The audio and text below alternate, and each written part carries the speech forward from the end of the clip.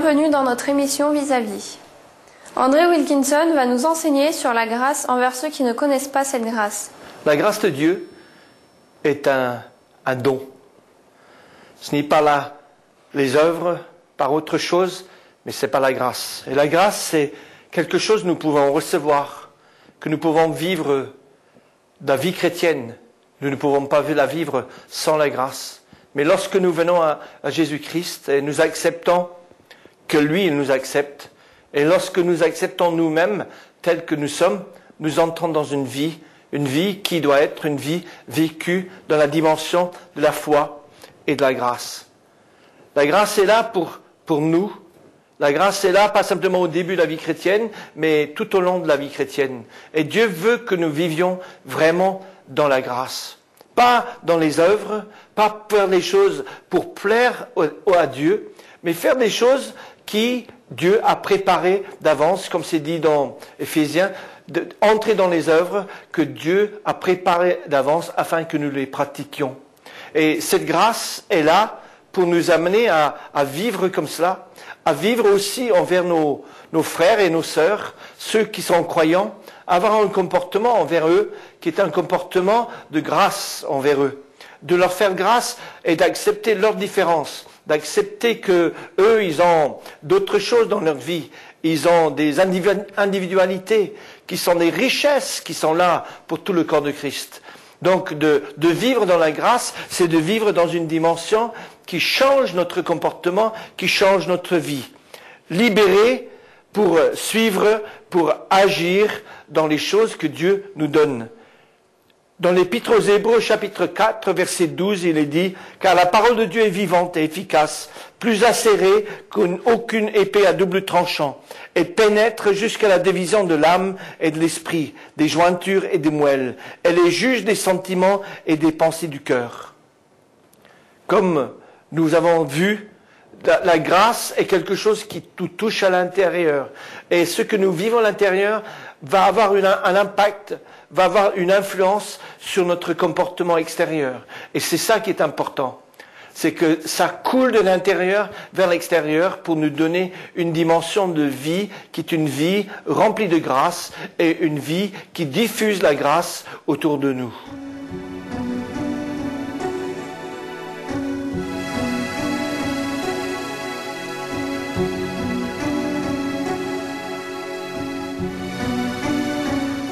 Comme nous voyons dans ce passage, c'est la parole de Dieu qui juge les cœurs, les sentiments et les pensées du cœur.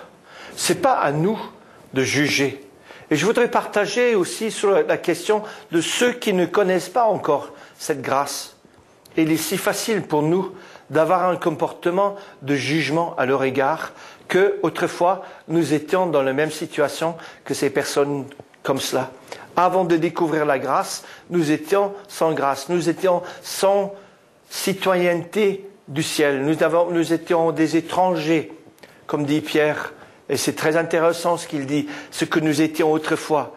Et quelquefois, on veut se mettre en position de juger les autres. Pourquoi nous ne sommes pas qualifiés pour juger les autres? C'est que nous ne connaissons pas tous les faits, nous ne comprenons pas tout l'arrière-plan, nous ne savons pas. Pourquoi nous pouvons nous mettre en position de juge? Parce que nous sommes, pas simplement que nous ne connaissons pas toute l'histoire, même lorsqu'il y a un conflit entre deux personnes, on ne connaît pas toujours les opinions, les choses vécues les uns par les autres. Aussi, nous ne sommes pas capables de discerner la motivation des gens. Quelquefois, comme vous pouvez lire dans 1 Corinthiens 13, si je donne tout mon argent aux pauvres, on va dire, mais c'est extraordinaire ce que fait. C'est un travail, c'est une œuvre caritative, ça. C'est extraordinaire. Mais Paul dit, si j'ai pas l'amour, ça compte pour rien. Vous savez que la motivation, lorsque nous faisons des choses, est très importante. C'est plus importante. Quelle est la motivation que nous avons? Et si notre motivation à nous nous sommes incapables quelquefois de discerner. Nous ne pouvons pas non plus discerner la motivation des uns et des autres qui sont autour de nous. Et puis, il est impossible pour nous d'être objectifs, déconnectés de la situation, toujours vers l'extérieur. quand c'est des conflits entre nos enfants, quand c'est un conflit dans un couple, quand c'est quelqu'un que nous aimons ou quelqu'un que nous ne pouvons pas supporter. Nous ne sommes pas objectifs dans notre prise de position. C'est pour ça que nous ne pouvons pas juger. Et puis, certaines choses nous échappent complètement. Nous ne pouvons pas saisir. Mais avant toute chose, nous-mêmes, nous ne sommes pas parfaits. Avant, nous ne sommes souvent inconséquents dans les choses que nous faisons. Nous imposons facilement aux autres les choses que nous ne faisons pas nous-mêmes. Combien de fois les parents vont dire aux enfants de ne pas utiliser certains mots, certains langages, que quand les enfants ne sont pas là, on utilise ces mots. Nous ne sommes pas en position de pouvoir juger et avoir une option vis-à-vis des autres pour comprendre leur comportement.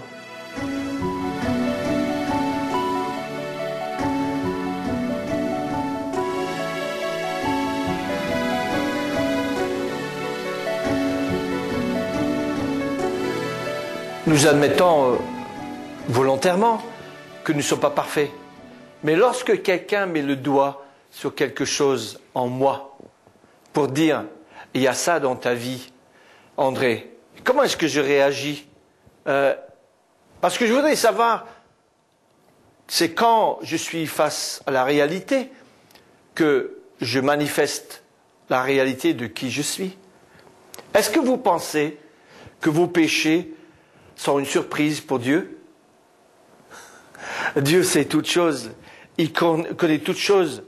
Nous sommes libres, parce que nous avons reçu la grâce, nous sommes libres de ne plus pécher. Avant, nous étions esclaves du péché, mais nous avons été affranchis, nous avons été libérés, nous ne sommes plus obligés de pécher. Parce qu'avant, nous étions les esclaves du péché. Nous n'avons pas la possibilité d'être libres, mais maintenant nous avons été en Christ. Maintenant, parce que nous avons reçu la grâce de Dieu, nous sommes affranchis.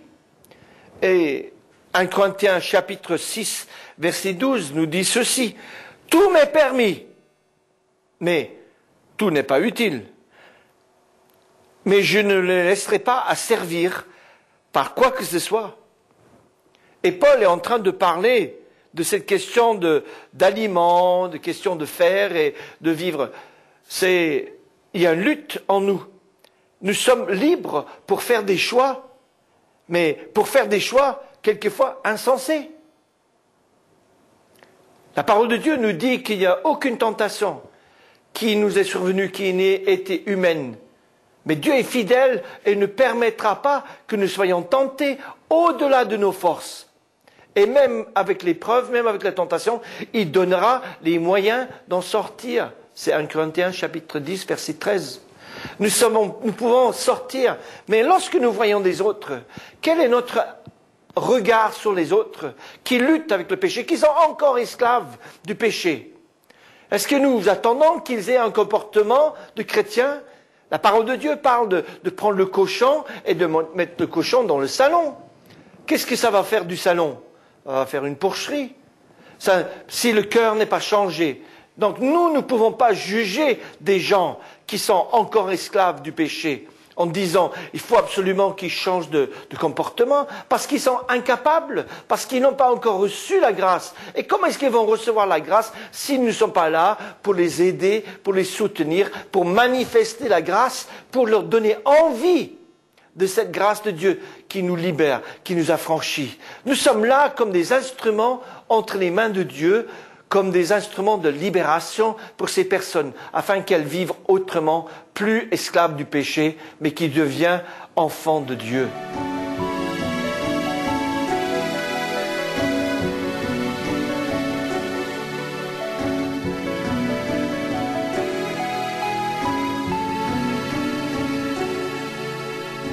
Il y a un mot que la loi ne va jamais prononcer, c'est le mot « assez », de veut dire « c'est bien ». La loi est toujours là pour dire « c'est pas assez », « c'est pas bon ». La loi se manifeste lorsqu'il y a transgression de la loi. Et ce qui est important, c'est que nous n'ayons pas cette attitude dans nos cœurs, ni cette habitude dans notre manière de faire. Paul a écrit aux Galates, Et je conseille la lecture de cet épître. C'est très important, c'est très d'actualité dans le monde d'aujourd'hui. Paul dit dans Galates, chapitre 6, verset 1, « Frères, si un homme vient être surpris en quelque faute, vous qui êtes spirituels, voici ce que je dirais, que nous dirions, nous, pas ce que dit Paul. Vous qui êtes spirituels, rejetez-le, condamnez-le, écrasez-le, salis-le. » Mais Paul ne dit pas ça. Paul dit ceci, redressez-le avec un esprit de douceur. Prends garde à toi-même, de peur que toi aussi tu ne sois tenté. Ça ne veut pas dire qu'on doit tout accepter. Quand Paul a écrit à Timothée, dans 2 Timothée chapitre 4, il parlait d'Alexandre le forgeron. Il a dit, il m'a fait beaucoup de mal. Le Seigneur lui rendra selon ses œuvres. Garde-toi aussi de lui, car il s'est fortement opposé à nos paroles. Ce que Paul dit, c'est que marcher dans la grâce, ça ne veut pas dire tout accepter, ne veut pas dire tout permettre, ne veut pas dire qu'on doit faire des choses simplement par sentimentalisme. Il y a des règles dans la parole de Dieu, il y a des choses qui sont claires dans la parole de Dieu qui sont péchées. Il y a d'autres choses où c'est pas clair du tout. Question de vestimentaire, question alimentaire, question même de comportement. Il y a des choses qui ne sont pas indiquées dans la parole de Dieu. Mais il y a d'autres choses qui sont très claires. La motivation de la loi, c'est de nous condamner. La loi est comme un tuteur pour nous amener à Dieu. La loi est là pour les gens qui ont des problèmes. Mais comme nous avons été affranchis, comme nous avons été libérés, la perspective de la grâce, c'est de nous permettre à ce que Christ se révèle à travers nous. Jésus-Christ veut se manifester à travers nous. C'est pour ça que lorsqu'on parle du corps de Christ, on parle du corps de Christ de nos jours. Pourtant, ce corps-là a été meurtri, ce corps a été mis au tombeau, et ce corps est monté dans la gloire, selon Luc dans le livre des Actes, il est monté dans la gloire. Mais nous sommes devenus le corps de Christ. Et notre attitude vers le monde, nous devons manifester le même amour que Jésus devant ces gens qui étaient rejetés par la société pour que nous puissions les accueillir.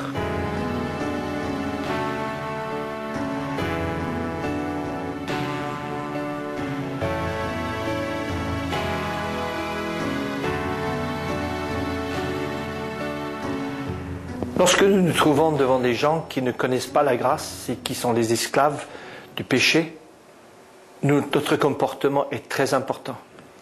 Quelqu'un a dit ceci, Dieu a le droit, Dieu choisit le droit d'utiliser des personnes avec lesquelles je ne suis pas d'accord. Ce qui est extraordinaire, c'est que l'apôtre Paul, était utilisé par Dieu d'une manière que les apôtres qui sont restés à Jérusalem n'avaient pas du tout la même approche, pas la même manière de voir les choses. Et Paul était en désaccord et Dieu l'a utilisé.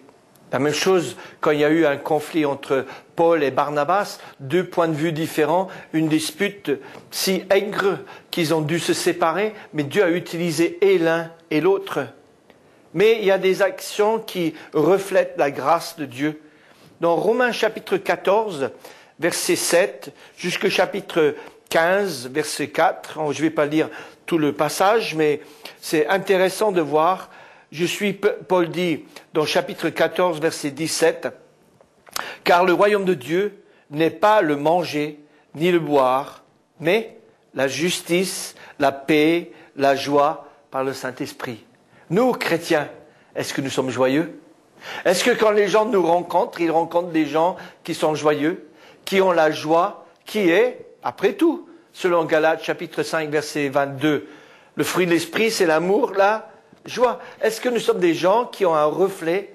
Est-ce que nous sommes des gens qui diffusent la joie ou le pessimisme, l'amertume, la jalousie, la convoitise, la haine, le racisme?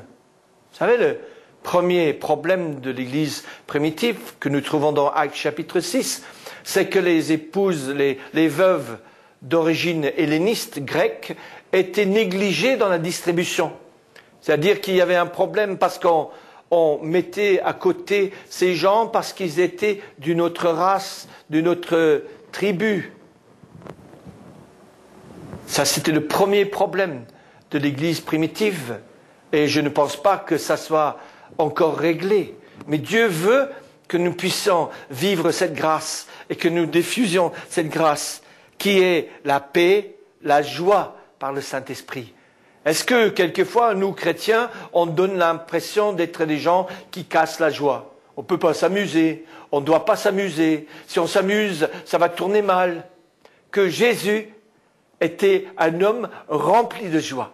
Et il a envoyé un Esprit Saint qui produit en nous le fruit de l'amour, la joie et la paix. Et c'est ça qu'il veut mettre en nous pour que nous puissions partager ça avec nos concitoyens.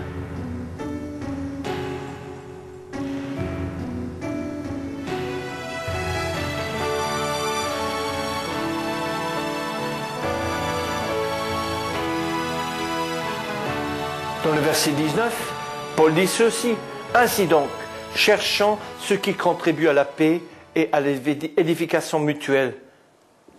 Cherchons ces choses pour édifier les autres, même ceux qui viennent, qui ne se sont pas rejetés, jugés par nous. C'est l'œuvre du Saint-Esprit de convaincre du péché. Jésus a dit, il convaincra le monde. Ce n'est pas à nous de convaincre les gens du péché. Ils vont sentir, le Saint-Esprit va travailler en eux. C'est à nous de leur manifester la grâce. Nous ne devons pas faire exception de personne. Nous lisons ça dans le chapitre 15, verset 1 de Romains. Nous qui sommes forts, nous devons supporter les faiblesses de ceux qui ne sont pas et ne pas chercher ce qui nous plaît. Que chacun de nous plaise au prochain pour ce qui est bon en vue de l'édification. Chacun de nous plaise au prochain. C'est-à-dire, on doit chercher à manifester la grâce de la même manière que Dieu a manifesté la grâce à notre égard. Sinon, nous allons repousser les gens, nous allons les rejeter. Ce n'est pas eux qui nous rejettent, c'est nous qui les rejetons. Parce que nous les poussons à partir, nous les poussons dans ce sens-là. Il me semble que c'est important que nous mettons tous nos efforts pour préserver la paix et pour qu'il y ait une croissance chez les autres. Nous cherchons la paix pour avoir cet objectif que les décisions soient créées pour préserver la paix. Pour préserver la paix. Va-t-on blesser les autres? Va-t-on démolir les autres? Si c'est un frère ou une sœur, ou même si c'est quelqu'un qui n'est pas croyant, nous sommes là pour apporter la paix. Nous sommes aussi là pour... rappelons-nous que de maltraiter les saints de Dieu nuit à l'œuvre de Dieu. Maltraiter les autres croyants, c'est de maltraiter l'œuvre de Dieu. Exerçons notre liberté seulement pour réjouir le cœur des autres. Il y a des moments pour nous de ne pas exprimer certaines choses. Par exemple, dans la famille, il y a des choses, si vous avez des enfants plus adultes, plus grandes, qui sont à l'état adulte, et vous avez des enfants qui sont encore mineurs, qui n'ont pas encore passé l'adolescence, vous allez discuter des choses avec ceux qui sont plus âgés que vous n'allez pas aborder avec les plus jeunes. Ce n'est pas une hypocrisie, c'est de tenir compte de la personne et de ses capacités, d'être au niveau de la personne. Et c'est à nous, qui sommes remplis de la grâce, d'aller au niveau de ceux qui sont encore esclaves du péché et de les aider à découvrir cette grâce. Pas de les condamner, mais de les amener à comprendre qu'il y a une issue pour eux.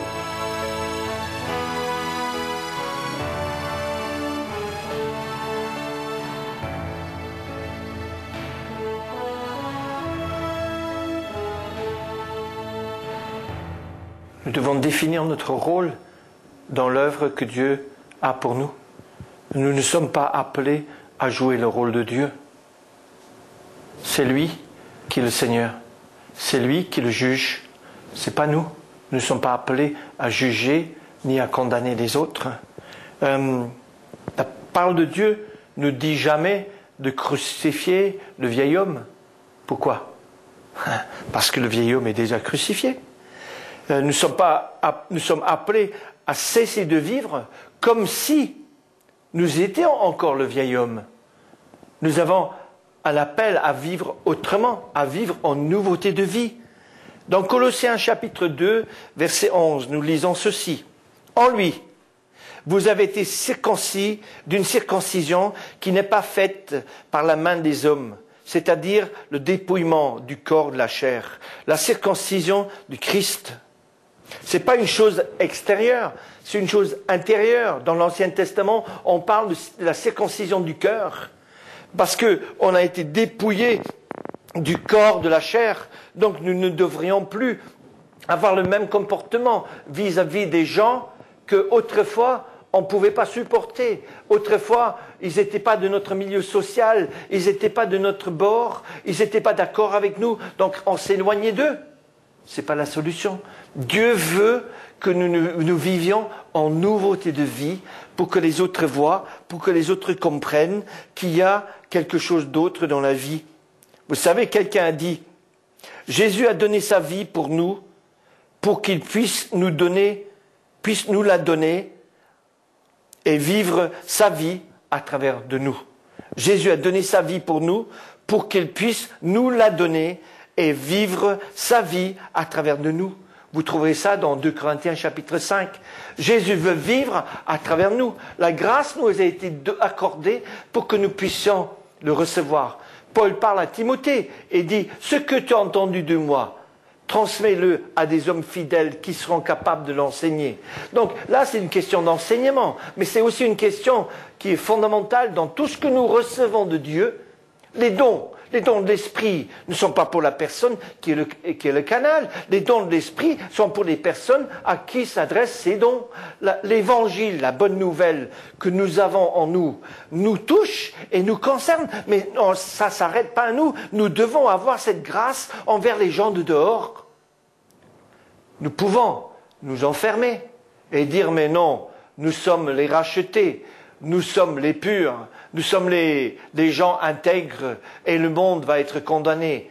La parole de Dieu nous dit que Dieu a tant aimé le monde qu'il a donné son Fils.